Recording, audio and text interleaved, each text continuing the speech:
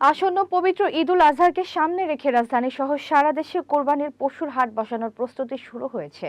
সংশ্লিষ্ট সূত্র জানায়, এবার ঢাকায় ২৭টি সহ সারা দেশে প্রায় ৩,৬০০টির বেশি পশুর হাট বসবে।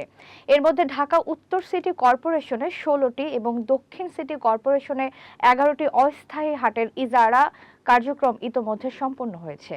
মোহাম্মদ শাহজালাল ভুঁইয়াজুলের তথ্যচিত্রে বিস্তারিত।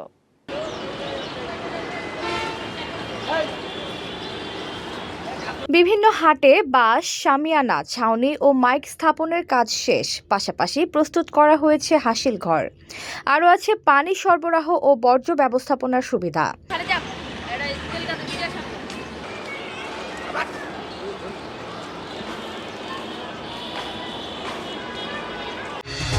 ঘরে বা ইন্ডাস্ট্রিতে মেঘনা স্টার কেবলস, বিশুদ্ধ কপারের নিরাপদ কেবলস, আপনার নিরাপত্তার সঙ্গী।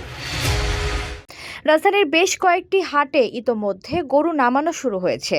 হাটের প্রস্তুতি শেষ। দেশের বিভিন্ন অঞ্চল থেকে গরু আনা শুরু হয়ে গেছে বলে জানিয়েছেন ব্যবসায়ীরা। দৌলতপুর থানার থেকে এসেছি আমরা। এই বছরে ২৮টি মতন গরু নিয়ে আসছি। তো এবছরে যে আমরা অনেক হয়রানি হয়েছি। প্রথমে আসার পরে আমাদের হাট মালিক এখানে গরু বাঁধতে দেয়নি, পরে আমাদের অনেক ভোগান্তির ভিতরে ফেলছিল। এই কারণে আমরা এখন মনে করেন হাট মালিককে বলার পরে, অনেক রিকোয়েস্ট করার পরে আমাদের এখানে গরু বাঁধতে দিছে। আসার সময় কোনো সমস্যা হয়নি। গরু লাগছি ২১টা। ব্যবসায়ীরা জানান, এবার পশুর পর্যাপ্ত সরবরাহ থাকায় সংকটের আশঙ্কা নেই। তারা বলেন, কোনো ধরনের চাঁদাবাজি ছাড়াই শান্তিপূর্ণভাবে ঢাকায় পশু নিয়ে এসেছেন এবং ভালো বিক্রি শেষে আবারও নিজ এলাকায় ফিরে যেতে চান।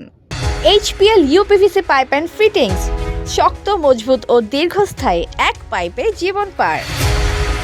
এখনো পর্যন্ত কোনো বেচা কেনা হয়নি, আসছে দেখছে, যাচ্ছে পছন্দ করছে।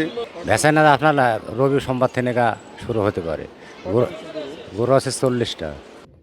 এদিকে হাটে ক্রেতা বিক্রেতাদের নিরাপত্তা নিশ্চিতে সাদা পোশাকে পুলিশ মোতায়েনের কথা জানিয়েছে প্রশাসন।